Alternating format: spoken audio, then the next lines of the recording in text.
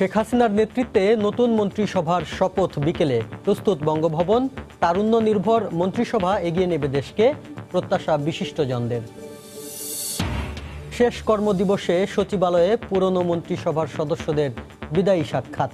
ইশতেহার বাস্তবায়নে নবীন প্রবীণের সমন্বয় মন্ত্রিসভা, জানালেন ওবায়দুল কাদের। পূর্ব বিরোধের জেরেই গণধর্ষণের শিকার হন সুবর্ণচরের গৃহবধূ। ব্যক্তিগত শত্রুতাকে রাজনৈতিক রূপ দেওয়ার অপচেষ্টা হয়েছে বলছে স্থানীয় আওয়ামী লীগ। দেশের উত্তরাঞ্চলে তীব্র শীতে রোগের প্রকোপ। হাসপাতালে বাড়ছে ঠান্ডাজনিত রোগীর সংখ্যা।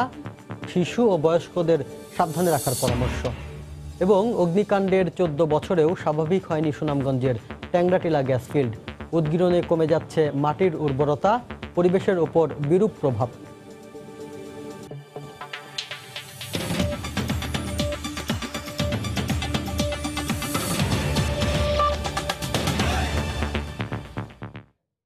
সময় সংবাদের সঙ্গে আছি আমি শাফিন জাহিদ।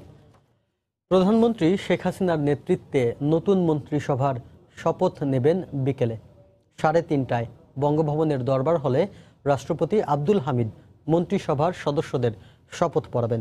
গতকাল এক ঝাঁক নতুন মুখ নিয়ে ঘোষণা করা হয় মন্ত্রিসভার 46 সদস্যের নাম। নতুন মন্ত্রিসভার সবাই আওয়ামী লীগের। এই সভায় পূর্ণমন্ত্রী থাকছেন 24 জন, প্রতিমন্ত্রী 19 জন এবং উপমন্ত্রী হিসেবে রয়েছেন 3 জন। 31 জন নতুন মুখের মধ্যে 27 জনই প্রথমবারের মতো স্থান পেয়েছেন মন্ত্রিসভায়। ওবায়দুল কাদের ও ইয়াফেস ওসমান ছাড়া 2 মেয়াদে মন্ত্রী ছিলেন এমন কেউই স্থান পাননি নতুন মন্ত্রিসভায়। এই প্রথম শেখ হাসিনার সরকারের শরিকদের কারো জায়গা হয়নি। ইতিমধ্যে মন্ত্রিপরিষদ সদস্যদের নাম ও দফতরও চূড়ান্ত করা হয়েছে। তাদের জন্য প্রস্তুত রাখা হয়েছে নতুন গাড়ি।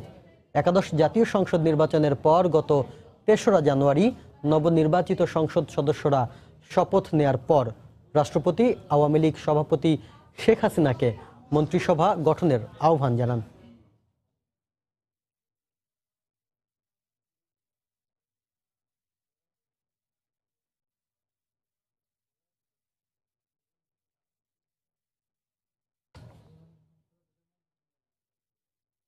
এদিকে একদিকে বিদায় আর অন্যদিকে বরণের প্রস্তুতিতে ব্যস্ত সময় পার করছেন সচিবালয়ের কর্মকর্তারা। বিকেলে শপথ গ্রহণের মধ্য দিয়ে আনুষ্ঠানিক দায়িত্ব পাবেন একাদশ সংসদের নতুন মন্ত্রিসভার সদস্যরা। সকালে শেষ কর্মদিবসে সচিবালয়ে আসেন আগের মেয়াদের মন্ত্রীদের কেউ কেউ। কর্মকর্তাদের সঙ্গে কুশল বিনিময় ও নিজেদের প্রয়োজনীয় কাগজপত্র গুছিয়ে বিদায়ের প্রস্তুতি নেন তারা। অন্যদিকে আগামীকাল থেকে নতুন মন্ত্রীদের প্রথম কর্মদিবসে যোগ দেওয়ার প্রস্তুতি নিচ্ছেন কর্মকর্তা ও কর্মচারীরা। একাদশ জাতীয় সংসদে এক ঝাঁক নতুন মুখ নিয়ে ঘোষণা করা হয় মন্ত্রিসভার 46 সদস্যের নাম। 31 নতুন মুখের মধ্যে 27 জনই প্রথমবারের মতো স্থান পেয়েছেন মন্ত্রিসভায়।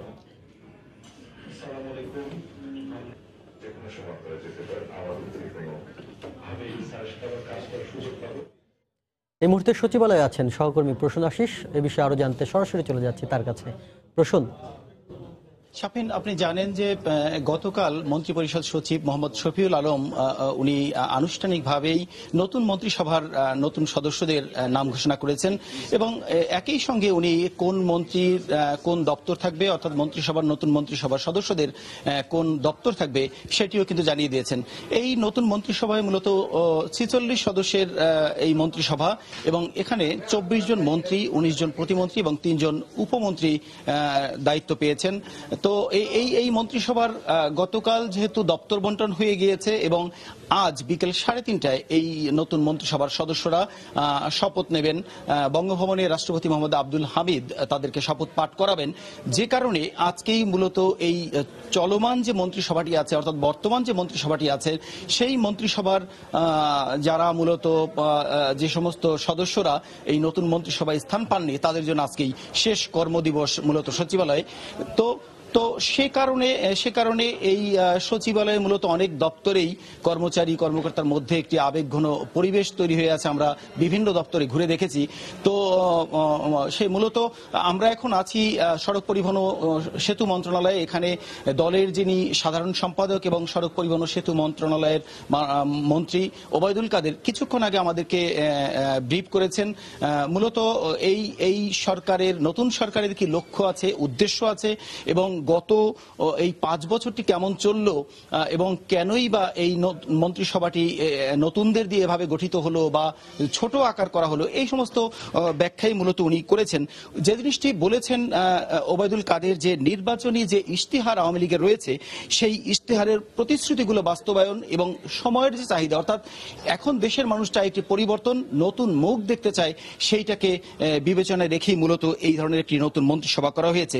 আরেকটি বিষয় উনি জানিয়েছেন যে ইতিপূর্বে যেসব জেলাগুলো থেকে মন্ত্রী করা হয়নি, অর্থাৎ মন্ত্রিসভায় স্থান পায়নি যে সমস্ত জেলার আওয়ামী লীগ কর্মীরা, নেতাকর্মীরা, তাদেরকে বেশি গুরুত্ব দিয়েছেন প্রধানমন্ত্রী শেখ হাসিনা। আর একটা জিনিস উনি বললেন যে এবারের মন্ত্রিসভার সবচেয়ে বড় চ্যালেঞ্জ যেটি হবে, সবচেয়ে বড় লক্ষ্য যেটি হবে, সেটি হচ্ছে দুর্নীতি দমন করা। আর ছোট আকারের কেন মন্ত্রিসভা করা হলো সেই বিষয়টি উনি ব্যাখ্যা করে বলেছেন যে মন্ত্রিসভা ছোট হয়েছে, তবে যে কোনো মুহূর্তে এই মন্ত্রিসভার একটি সম্প্রসারণ হতে পারে এবং সেটি উনি আশা করছেন যে হয়তো যে কোনো মুহূর্তে সম্প্রসারণ হবে।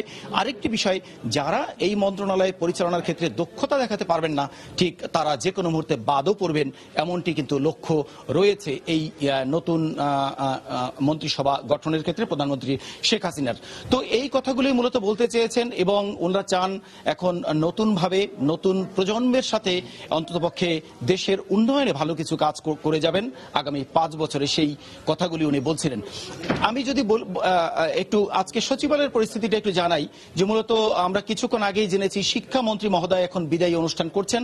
কিছুক্ষণের মধ্যেই তিনি সাংবাদিকদের সাথে কথা বলবেন এবং বেলা 2টার দিকে বাণিজ্য মন্ত্রী যিনি তোফায়েল আহমেদ আছেন, তিনি 2টার সময় কর্মকর্তা কর্মচারীদের কাছ থেকে বিদায় নেবেন এবং সেখানেও সাংবাদিকদের সাথে মতবিনিময় করবেন।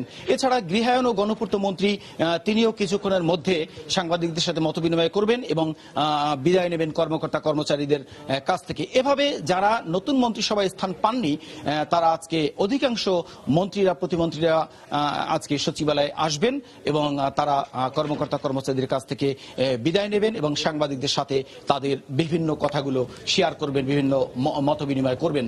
আর আগামীকাল আজকে যেহেতু শপথ হয়ে যাবে, আগামীকাল নতুন মন্ত্রী পরিষদের নতুন মন্ত্রী, প্রতিমন্ত্রী এবং উপমন্ত্রীরা আগামীকালেই অনেকে অফিস করবেন, সচিবালয়ে আসবেন, এটা আমরা জানতে পেরেছি। মূলত এই ছিল সচিবালয় থেকে সর্বশেষ তথ্য। কাজল। সহকর্মী প্রসূন আশিস জানাচ্ছিলেন আমাদেরকে সচিবালয় থেকে সেখানকার সবশেষ খবর।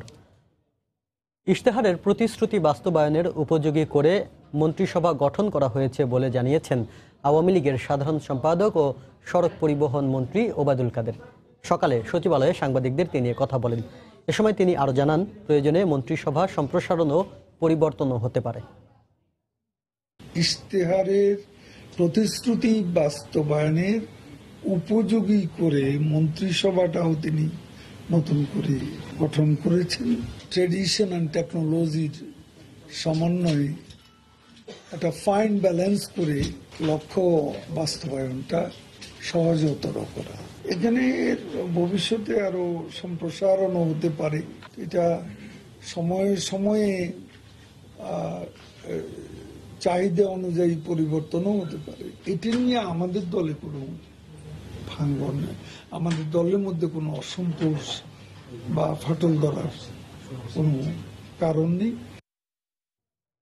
তারুণ্য নির্ভর নতুন মন্ত্রিসভা মুক্তিযুদ্ধের চেতনায় সোনার বাংলা গড়ে তুলবে বলে প্রত্যাশা করেছেন বিশিষ্টজনরা।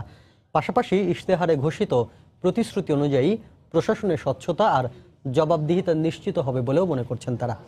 নবীন আর প্রবীণদের সমন্বয়ে গঠিত মন্ত্রিসভা সামগ্রিকভাবে দেশকে এগিয়ে নিতে কাজ করবে বলে আশাবাদী রাজনৈতিক বিশ্লেষকদের। শফিক মোহাম্মদের রিপোর্ট। একাদশ জাতীয় সংসদের নবনির্বাচিত সাংসদদের শপথ গ্রহণের 3 দিন পরই রোববার নতুন মন্ত্রিসভার সদস্যদের নাম ঘোষণা করেন মন্ত্রিপরিষদ সচিব, যেখানে দেখা যায় প্রবীণদের চেয়ে নবীনদের আধিক্য। আওয়ামী লীগ ঘোষিত তারুণ্যের শক্তি বাংলাদেশের সমৃদ্ধি ইশতেহারের সঙ্গে সমন্বয় রেখেই এই মন্ত্রিসভা বলে মনে করেন ঢাকা বিশ্ববিদ্যালয়ের অধ্যাপক আ.ম.স. আরেফিন সিদ্দিক। দল পরিচালনার ক্ষেত্রে যারা দক্ষতার পরিচয় দিয়েছেন প্রধানমন্ত্রী তাদেরকেই মূল্যায়ন করেছেন বলে মনে করেন তিনি। শপথ গ্রহণের আগে খুব নিশ্চিতভাবে জানা যায় না যে কাদেরকে শপথ গ্রহণের জন্য ডাকা হয়েছে। এবার অনেক বেশি স্বচ্ছতার সাথে এই কাজগুলো করা হয়েছে। আমরা আজকেই জানি যে কারা মন্ত্রিসভা শপথ দিচ্ছেন এবং এটাও জানি যে কারা কোন দায়িত্বে থাকবেন। তো আমার মনে হয় যে এই স্বচ্ছতা এবং জবাবদিহিতার বিষয়টি আজকে থেকে যেটা শুরু হলো সেটা নিশ্চিত করার চেষ্টা করা হচ্ছে। তারুণ্যের শক্তি বাংলাদেশের সমৃদ্ধি, আমরা এই মন্ত্রিসভা দেখেই বুঝতে পারছি যে তারুণ্যের শক্তির উপরে প্রশাসন কতটা নির্ভর করছে, প্রধানমন্ত্রী তরুণদের উপরে কতটা আস্থা রাখেন, বিশ্বাস রাখেন। নতুন মন্ত্রিসভার সামনে অনেক দায়িত্ব উল্লেখ করে রাজনীতি বিশ্লেষকরা বলছেন সময়ই বলে দেবে তাদের সফলতা। আওয়ামী লীগের বয়োজ্যেষ্ঠ নেতারা এই মন্ত্রিসভাকে প্রয়োজনীয় সহযোগিতা করবেন বলেও আশা প্রকাশ করেন তারা। যারা হেভি ওয়েট তাদেরকে বাদ দেওয়া হলো, আমি হেভি ওয়েট মনে করি না।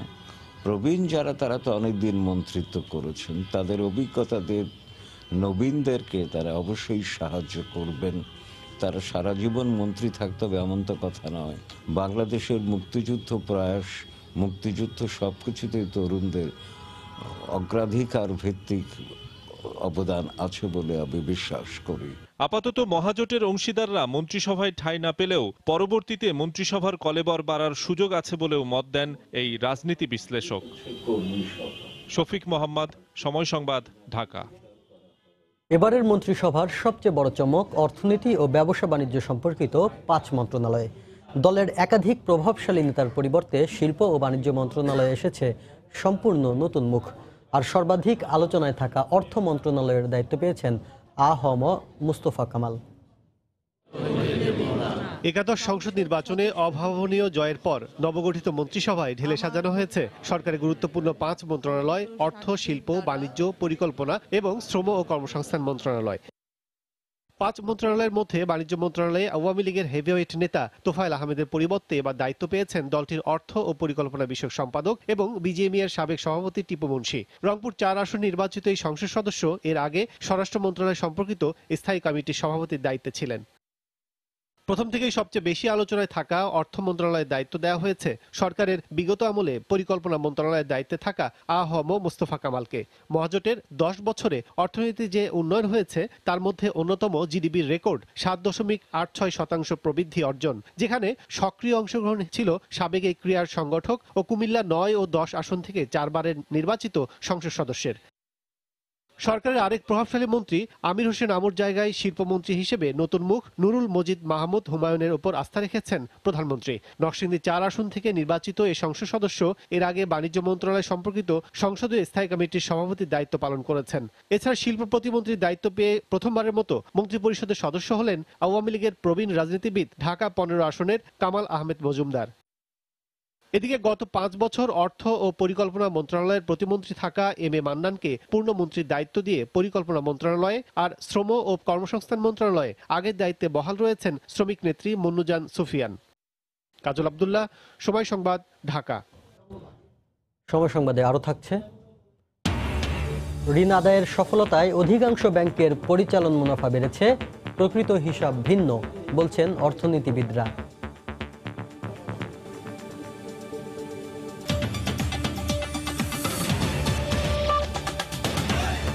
হিমেল হাওয়ায় শীত জেঁকে বসেছে উত্তরের জেলাগুলোতে।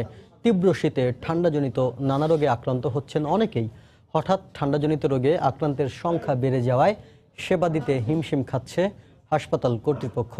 এ অবস্থায় ঠান্ডাজনিত রোগের হাত থেকে রক্ষায় নানা পরামর্শ দিচ্ছেন চিকিৎসকরা। শীতের প্রকোপ বাড়ার সাথে সাথে রংপুরে ঠান্ডাজনিত রোগে আক্রান্ত হয়ে পড়েছেন অনেকেই। সবচেয়ে বেশি আক্রান্ত হচ্ছে শিশুরা। সোমবার সকাল পর্যন্ত 24 ঘন্টায় রংপুর মেডিকেল কলেজ হাসপাতালে 206 শিশুকে ভর্তি করা হয়েছে। যখন শৈত্যপ্রবাহ চলতে থাকে বা শীতের তীব্রতা বেশি থাকে তখন আমরা বয়স্ক মানুষ এবং শিশুদেরকে ঘরেই রাখতে বলি এবং পর্যাপ্ত পরিমাণে বুকের দুধ এবং হালকা গরম খাবার যদি খাওয়ানো যায় তাহলে শীতের তীব্রতা থেকে রক্ষা পাওয়া সম্ভব এবং শীতের সংক্রমণ থেকেও রক্ষা পাওয়া সম্ভব। উত্তরের জেলা গাইবান্ধায়ও শীতের তীব্রতা বাড়ায় ঠান্ডাজনিত নানা রোগে আক্রান্ত হচ্ছে বয়স্ক ও শিশুরা। ঠান্ডাজনিত এসব রোগের হাত থেকে রক্ষায় সতর্ক থাকার পরামর্শ দিচ্ছেন চিকিৎসকরা। বমি বা পাতলা পায়খানায় আক্রান্ত হয় তাকে দেরি না করে সাথে সাথে ওর স্যালাইন শুরু করতে হবে, এবং যে সমস্ত বাচ্চার বয়স 6 মাসের নিচে তাদেরকে বুকের দুধ ঘন ঘন খাওয়াতে হবে। নীলফামারীতে শীতের তীব্রতা বেড়েছে কয়েক গুণ। দিনে গরম আর রাতে কনকনে ঠান্ডায় অসুস্থ হয়ে পড়ছেন শিশু ও বয়স্করা। এতে হাসপাতালগুলোতে বেড়েছে রোগীর সংখ্যা। মেহেরপুরেও নিউমোনিয়া ও ব্রঙ্কাইটিস সহ ঠান্ডাজনিত নানা রোগে আক্রান্ত হচ্ছেন অনেকে। গত কয়েকদিনে নিউমোনিয়ায় আক্রান্ত হয়ে শতাধিক রোগী ভর্তি হয়েছেন মেহেরপুর সদর হাসপাতালে। বাচ্চা খুব অসুস্থ ছিল, এখন স্বাভাবিক আছে। আমার বাচ্চার গায়ে দিয়েছে, 3 বার করে ইনজেকশন দিয়েছে। নিউমোনিয়ার একেবারে কাশি, সর্দি, নাকে জাম হয়েছে, ঠান্ডা লেগেছে, ঠান্ডা জ্বর আর হাঁচি হয়েছে। এদিকে পঞ্চগড় ও লালমনিরহাট সহ দেশের বিভিন্ন জেলায় তীব্র শীতে ডায়রিয়া, সর্দি, কাশি ও শ্বাসকষ্ট সহ নানা রোগে আক্রান্ত হচ্ছেন বিভিন্ন বয়সী মানুষ। মনিরুজ্জামান প্রান্ত, সময় সংবাদ। বেগম জিয়াকে তার আত্মীয় স্বজনের সঙ্গে দেখা করতে দেয়া হচ্ছে না বলে অভিযোগ করেছেন বিএনপির সিনিয়র যুগ্ম মহাসচিব রুহুল কবির রিজভী আহমেদ। সকালে রাজধানীর নয়াপল্টনে দলের কেন্দ্রীয় কার্যালয়ে সংবাদ সম্মেলনে এই অভিযোগ করেন তিনি। কারাবন্দির অধিকার থেকে বেগম জিয়াকে বঞ্চিত করা হচ্ছে বলেও মন্তব্য করেন তিনি। বেগম জিয়াকে অন্তরীণ রেখে বাইরের দুনিয়া থেকেও সম্পূর্ণরূপে বিচ্ছিন্ন করার পাঁয়তারা চলছে। কারণ বন্দিরও কমপক্ষে প্রতি সপ্তাহে তার নিকট আত্মীয় স্বজনদের দেখা করার একটি সুযোগ আছে। অবিচার, নির্মমতা, নিষ্ঠুরতা প্রদর্শন করছেন, তাকে সেই অধিকারটুকু দেওয়া হবে না। দীর্ঘ 14 বছরেও স্বাভাবিক হয়নি সুনামগঞ্জের ট্যাংরাটিলা গ্যাস ফিল্ড। গ্যাসের উদ্গীরণে প্রতিনিয়ত কমে যাচ্ছে মাটির উর্বরতা। স্বাভাবিকভাবে বেড়ে উঠতে পারছে না কোনো গাছপালা। পুকুরে করা যাচ্ছে না মাছের চাষ। মারাত্মক স্বাস্থ্য ঝুঁকি নিয়ে রান্নাবান্নার কাজেও স্থানীয় প্রযুক্তিতে গ্যাস ব্যবহার করছে শতাধিক পরিবার।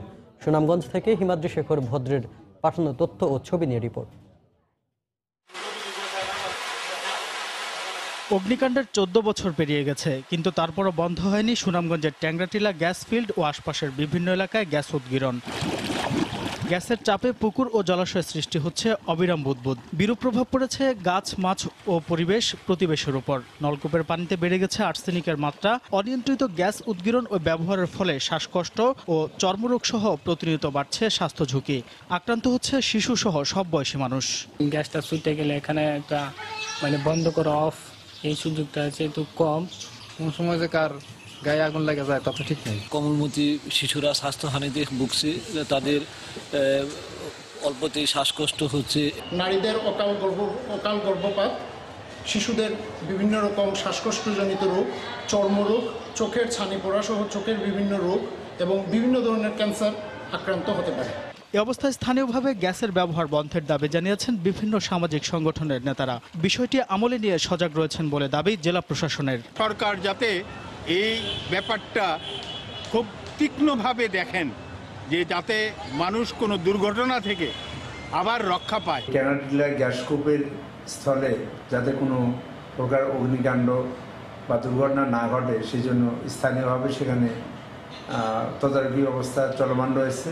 কানাডিয়ান কোম্পানি নাইকোর তত্ত্বাবধানে গ্যাস উত্তোলন প্রক্রিয়ার সময় 2005 সালের 7 জানুয়ারি এবং 24শে জুন সুনামগঞ্জের দোয়ারবাজার উপজেলার ট্যাংরাটিলা গ্যাস ফিল্ডে 2 দফা অগ্নিকাণ্ড হয়। এতে 3000 একর ফলের বাগান ও সবজি ক্ষেত এবং শতাধিক পুকুরের মাছ ক্ষতিগ্রস্ত হয়। সময় সংবাদ, সুনামগঞ্জ। গত বছর পরিচালন মুনাফা বেড়েছে অধিকাংশ ব্যাংকের। সংশ্লিষ্টরা বলছেন খেলাপি ঋণ আদায়ের সফলতাই কারণ। যদিও অর্থনীতিবিদদের মতে প্রকৃত হিসেবে মুনাফা কমবে, লোকসানেও পড়বে কিছু ব্যাংক। এদিকে বাংলাদেশ ব্যাংক বলছে আমদানি রফতানির গতির প্রভাবও পড়ছে ব্যাংকিং খাতে। বিস্তারিত কাজল আব্দুল্লাহর রিপোর্টে।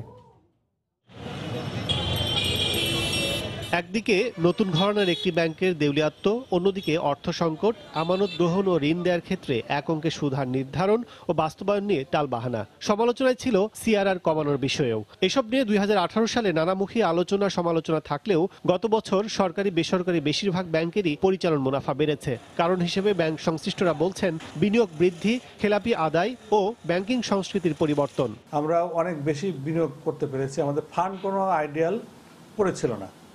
হ্যাঁ, কোনো পড়ে না থাকার কারণে প্রফিটটা কম রেটে করার পরেও গত বছরের তুলনায় ভালো হয়েছে। আগে ঋণ আদায়ের ব্যাপারে শুধুমাত্র ম্যানেজার এবং অ্যাডভাইজার অফিসারে কাজ করত, সেটা যখন আমরা অল আউট করে দিলাম যে প্রত্যেককে একটা করে দায়িত্ব দেওয়া, তখন কনসেন্ট্রেশনটা বেড়ে গেল। এবং এই যে এই বছরের বিপুল খেলাপি ঋণ আদায় ৩,৬০০ কোটির মূল সাফল্যই হচ্ছে সারা দেশের ১২১৪ জন ম্যানেজার এবং সমস্ত ২১,০০০ কর্মকর্তা কর্মচারী মুনাফা অর্জনে, রিকভারিতে একদম অল আউট।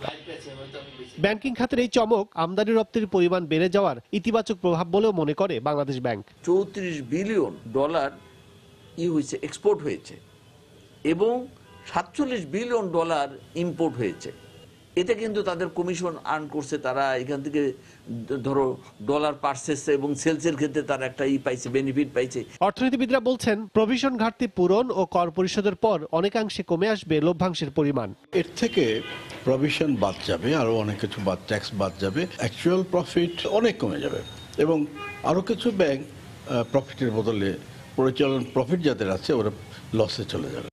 ব্যাংকগুলোর তথ্য অনুযায়ী 2018 সালেও সর্বোচ্চ মুনাফা ধরে রেখেছে ইসলামী ব্যাংক ২,৭৭০ কোটি টাকা। এরপর রাষ্ট্রায়ত্ত সোনালী ব্যাংকের অর্জন ২,০৫৮ কোটি টাকা। অন্যদিকে গত বছরের তুলনায় লভ্যাংশ কমেছে জনতা ও রূপালী ব্যাংকের। কাজল আব্দুল্লাহ, সময় সংবাদ, ঢাকা। পূর্ব বিরোধের জের ধরেই গণধর্ষণ ও নির্যাতনের শিকার হন নোয়াখালীর সুবর্ণচরের গৃহবধূ। সময় সংবাদের অনুসন্ধানে এমন তথ্য বের হয়ে এসেছে। গত ৩০ ডিসেম্বর শেষ রাতে একদল দুর্বৃত্ত এই জঘন্য ঘটনাটি ঘটায়। এটি রাজনৈতিক রূপ নেয় গোটা দেশে তোলপাড় শুরু হলেও মূলত ব্যক্তিগত শত্রুতা থেকেই এমন ঘটনা ঘটায় প্রতিপক্ষরা। এর সঙ্গে জড়িত থাকার অপরাধে এখন পর্যন্ত পুলিশ 10 জনকে গ্রেফতার করেছে, আর এদের মধ্যে 7 জনকে প্রত্যেককেই 5 দিন করে রিমান্ড দিয়েছেন আদালত। জুলহাস তালুকদারের ক্যামেরায় আরও জানাচ্ছেন বখতিয়ার মুন্না। কলিন মেম্বার পড়ে দাঁড়াইছে 5 বছর পর আবার কলিন মেম্বারের ভোট করছি হে তোর ভাই নিয়ে গল দিয়ে আমার উপর টর্চার করেছে। রোববার হাসপাতালের বিছানায় সময় ক্যামেরার সামনে তার উপর নির্যাতনের আগেকার ক্ষোভের গল্প তুলে ধরেন নোয়াখালীর সুবর্ণচরের মধ্যবাগ্যা গ্রামের গণধর্ষণের শিকার গৃহবধূ। 2016 সালের ইউনিয়ন পরিষদ নির্বাচনে এই গৃহবধূ বিজয়ী ইউপি সদস্য স্থানীয় আওয়ামী লীগ নেতা খলিলের পক্ষ নিলে এ বিরোধের শুরু। তখনও পরাজিত ইউপি সদস্য রুল আমিন বাহিনীর নির্যাতন ভোগ করতে হয় পরিবারটিকে। আগের বিরোধের জের ধরেই গত 30 ডিসেম্বরের নির্বাচনে তার গ্রামেই ভোট কেন্দ্রে রুল আমিন বাহিনীর সাথে বাকবিতণ্ডায় জড়িয়ে পড়েন ওই গৃহবধূ। সেই রাতেই ওই গৃহবধূকে স্বামী সন্তানের সামনে পাশবিক নির্যাতন চালিয়ে দিনের প্রতিশোধ নেয় রুল আমিন বাহিনী। সরকারি মেডিকেল রিপোর্টেও ধর্ষণের প্রমাণ মিলেছে। যারা এখন দর্শন করছে ওই মহিলাকে, ইউপি নির্বাচনের পরে ওই মহিলাকে এবং ওর স্বামীকে রাস্তার উপর রাত্রে ওরাই মারধর করছে। এদেরকে রাজনীতিকে জড়ান মানি এদেরকে ছাড় দেওয়া। আমি ওদের ফাঁসি চাই। সময় গড়ানোর সাথে সাথেই ঘটনাটির নির্বাচনী সহিংসতা হিসেবে সামাজিক যোগাযোগ ও গণমাধ্যমে ভাইরাল হয়ে পড়ে, নেয় রাজনৈতিক রূপ। গৃহবধূকে হাসপাতালে দেখতে এসে বিএনপির মহাসচিব মির্জা ফখরুল ইসলাম আলমগীর সহ ঐক্যফ্রন্ট নেতারা দোষেন আওয়ামী লীগকে। তবে নোয়াখালীর শীর্ষ আওয়ামী লীগ নেতার দাবি মিথ্যা অপপ্রচার। বিএনপি এটাকে যেভাবে রাজনৈতিক ফায়দা লুটতে চাইছে, এটা উচিত না, এটা ঠিকও না। রাজনৈতিক ফায়দা নিয়ে ঘটনার কোনো রকমের উপকার হবে বলে আমার মনে হয় না। তবে ঘটনাটি রাজনৈতিক নয়, জঘন্য অপরাধ হিসেবেই দেখছেন বলে জানালেন নোয়াখালীর পুলিশ সুপার। সিরাজ কিন্তু বাদী হয়ে একটা এজাহার করেছে যে পূর্ব বিরোধের জের ধরে এই ঘটনাটি ঘটেছে। আমরা চার্জশিট করব দ্রুততম সময়ের মধ্যে এবং দ্রুত বিচার ট্রাইব্যুনালে মামলাটি এনে সাক্ষী দ্রুত সময়ের মধ্যে যেন তাদেরকে সাজার আওতায় আনা যায় সেই ব্যবস্থা আমরা পুলিশের পক্ষ থেকে করব। রোববার রাত পর্যন্ত পুলিশ এ ঘটনায় রুল আমিন সহ 10 জনকে গ্রেফতার করেছে। এদের মধ্যে এজাহারভুক্ত 6 জন, 7 জনকে 5 দিনের রিমান্ডে জিজ্ঞাসাবাদ চলছে। এই ঘটনায় এখানকার এসব মানুষের দাবি রাজনীতির কাদা ছোঁড়াছুড়ি না করে দোষীদের দৃষ্টান্তমূলক শাস্তির পাশাপাশি ক্ষতিগ্রস্ত গৃহবধূর মানসিক বিপর্যয়ের উন্নয়ন ও তার পরিবারের সামাজিক নিরাপত্তায় সরকার সহ সকলকেই এগিয়ে আসতে হবে।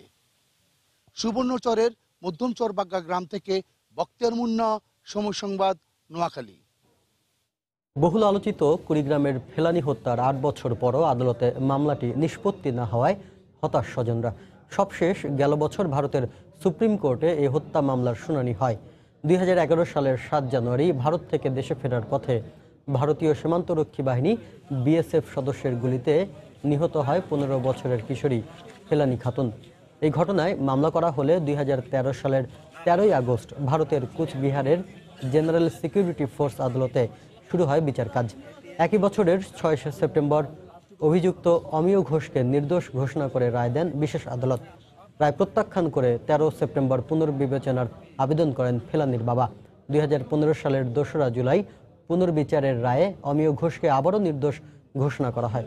সে রায় প্রত্যাখ্যান করে ভারতের সুপ্রিম কোর্টে রিট করা হয়।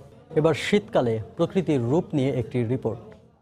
সকালের কোমল রোদে ঘাসের ডগায় মুক্তদানার মতো জমে থাকা শিশির বিন্দু, গাছের পাতা থেকে শিশির ঝরে পড়ার টুপটাপ শব্দ আর পাখিদের কলরব। প্রাকৃতিক বৈরিতায় গেল বছর শীতকালের এমন বৈচিত্র্য দৃশ্যমান না হলেও উত্তরের জনপদে এবার ঠিকই ধরা দিয়েছে সেই দৃশ্য। আতাউল হক সাগরের ক্যামেরায় স্নিগ্ধময় শীতের গল্প তুলে ধরছেন হেদায়েতুল ইসলাম বাবু। কুয়াশার আবরণে ঢাকা পড়েছে চারদিক। রাতভর জমে থাকা রসে ভরে উঠেছে খেজুর গাছের গলায় ঝুলানো গাছিদের পাত্র। ভোরের আলো ফুটে উঠতে না উঠতেই কনকনে শীত উপেক্ষা করে খেজুরের রস সংগ্রহে ব্যস্ত গাছিরা। তারপর ভরা রসের কলসি ফেরি করে গ্রামের পথে ছুটে চলা। বহু লোকজন আসি ওগুলো খায় বা নিয়ে যায়, তারা গুড় তৈরি করে বা নিয়ে যায়, তাদের অনেক পায়েস করে। অপূর্ণতা থেকে যায় যদি শীতকালে কেউ খেজুরের রস না খায়। ততক্ষণে কুয়াশার ধূম্রজাল চিরে সমস্ত রং ঢেলে পূব আকাশে নিজের উপস্থিতি জানান দেয় সূর্য। ফসলের ক্ষেতে সরিষার হলুদ সাম্রাজ্য মেলে ধরে নিজের রূপ বৈচিত্র্য। মিষ্টি রোদে বসে গল্পগুজব আর ভাপা পিঠার স্বাদ নিতে জমে ওঠে গ্রাম ও শহরের অলিগলি।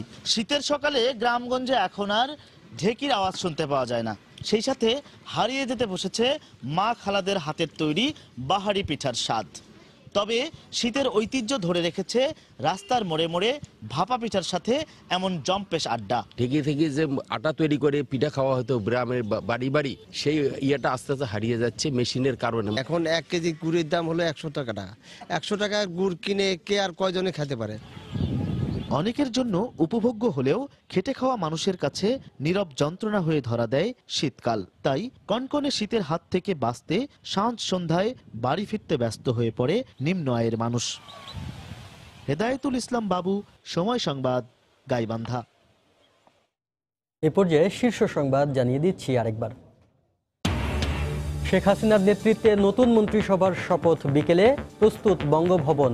তারুণ্য নির্ভর মন্ত্রিসভা এগিয়ে নেবে দেশকে, প্রত্যাশা বিশিষ্টজনদের। শেষ কর্মদিবসে সচিবালয়ে পুরনো মন্ত্রিসভার সদস্যদের বিদায়ী সাক্ষাৎ। ইশতেহার বাস্তবায়নে নবীন প্রবীণের সমন্বয় মন্ত্রিসভা, জানালেন ওবায়দুল কাদের। পূর্ব বিরোধের জেরেই গণধর্ষণের শিকার হন সুবর্ণচরের গৃহবধূ। ব্যক্তিগত শত্রুতাকে রাজনৈতিক রূপ দেওয়ার অপচেষ্টা হয়েছে বলছে স্থানীয় আওয়ামী লীগ। দেশের উত্তরাঞ্চলে তীব্র শীতে রোগের প্রকোপ। হাসপাতালে বাড়ছে ঠান্ডাজনিত রোগীর সংখ্যা। শিশু ও বয়স্কদের সাবধানে রাখার পরামর্শ। এবং অগ্নিকাণ্ডের 14 বছরেও স্বাভাবিক হয়নি সুনামগঞ্জের ট্যাংরাটিলা গ্যাস ফিল্ড। উদ্গীরণে কমে যাচ্ছে মাটির উর্বরতা, পরিবেশের ওপর বিরূপ প্রভাব।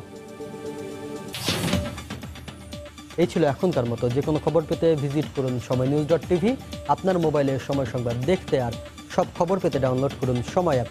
এছাড়াও এইমাত্র পাওয়া খবর আপনার মোবাইলে পেতে SMS করুন *BN লিখে পাঠিয়ে দিন 16242 নম্বরে। সঙ্গে থাকুন সময়।